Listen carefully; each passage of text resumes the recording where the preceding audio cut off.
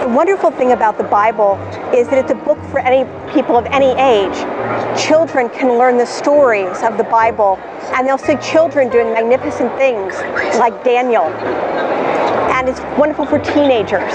They'll grow up with companions in the Bible, young people who do amazing things and who have the same struggles that they have. David, who took the kingship of Israel at a young age.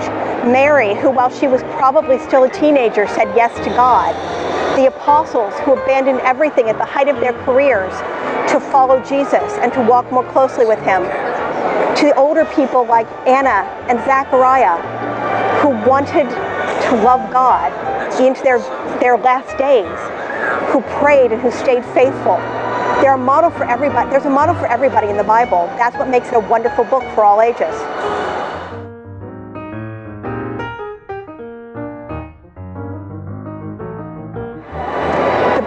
The Bible is a book for the family because ultimately the Bible is a story of relationship.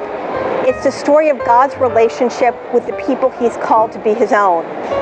And God's relationship with the people that he's called to him is a story of love. And that same story of love should be in all of our own relationships, in our own families. The self-giving, the caring, the forgiving, the merciful. All of those things should be part of our family lives. And we learn them from reading the stories and hearing the message of the Bible, facing and encountering the challenge of Jesus Christ in the Gospels, to serve and to care, to be merciful, to forgive, and to remember that even when we fail and things go badly, that God is always there to say, I forgive you, try again. And we see families in the Bible who fail time and time again, and yet they return to God. And because they turn back to God and encounter Jesus once again, they are healed and transformed, and they grow closer to God and to each other.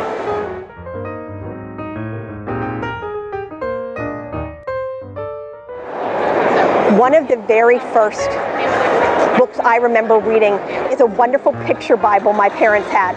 I couldn't actually read words at that point, I was too little, but they had this wonderful Bible of pictures, and I would look at the pictures and tell myself the stories even before I could read.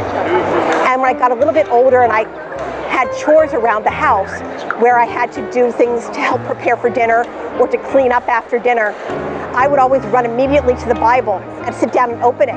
And when my mother would come to me and say, Mary, it's time to do your chores, I would say, but Mary sat at the feet of Jesus and he told her she didn't have to stand up. I shouldn't have to either. And she would always look at me and say, well, when Jesus comes and tells me you don't have to do the dishes, you cannot do the dishes anymore. Until then, put the Bible down. It'll be there after the dishes are done, and you can read it then. And so it's always been part of my life.